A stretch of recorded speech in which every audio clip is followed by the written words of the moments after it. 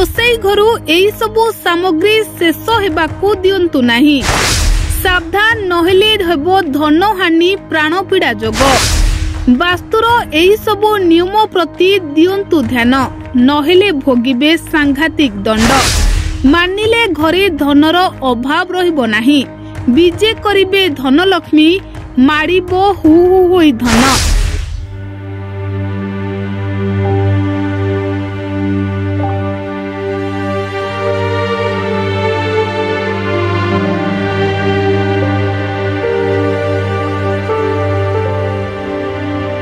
रोसई घर सभिंको पाई एक गुरुत्वपूर्ण स्थान। तेबे रोसई घर सह जड़ित किछि वास्तु नियम मध्य रहिछि। एहाको पालन करिबा द्वारा जीवन रे थिबा अनेक समस्या दूर हेबा सह सुख समृद्धि वृद्धि होइथाय। रोसई घरे एभली केतेक जिनिस रहिछि जहाकू शेष हेबाकू आदौ दियंतु नाही। एहा द्वारा धनर अभाव होइथाय। तेबे आसंतु जानिबा से सबु नियम विषय। दर्शक बंधु, आपण देखुचंती बीएनएस लाइव। आपण जदि आम वीडियो को यूट्यूब रे देखुचंती चैनल को सब्सक्राइब करंतु। जदि फेसबुक रे देखुचंती तेबे फेसबुक पेज को लाइक एवं फॉलो करंतु। वीडियोटी केमिति लागिला कमेंट माध्यम रे हमकु जणांतु। प्रत्येकंको घरे अट्टा भर्ती एक डब्बा निश्चय थिबो।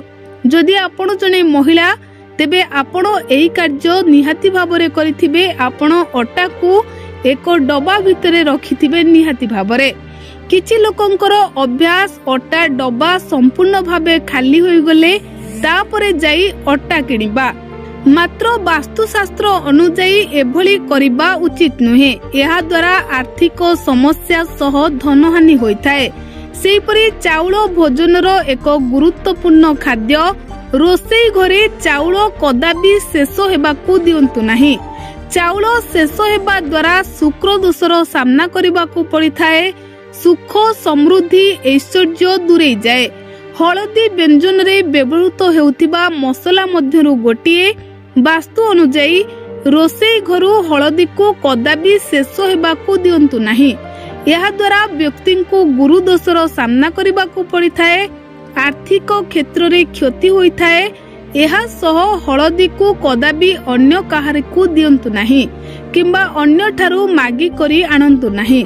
एहा द्वारा कर्म क्षेत्र रे असफलता मिलिथाय। एई भली आध्यात्मिक कथा, ज्योतिष शास्त्र, स्वास्थ्य मंत्र और वास्तुशास्त्र तथा मालिका वर्णित कथा वस्तु शिक्षणीय नीतिबाणी जानिबा पई आम बीएनएस लाइव यूट्यूब चैनल को सब्सक्राइब करंतो।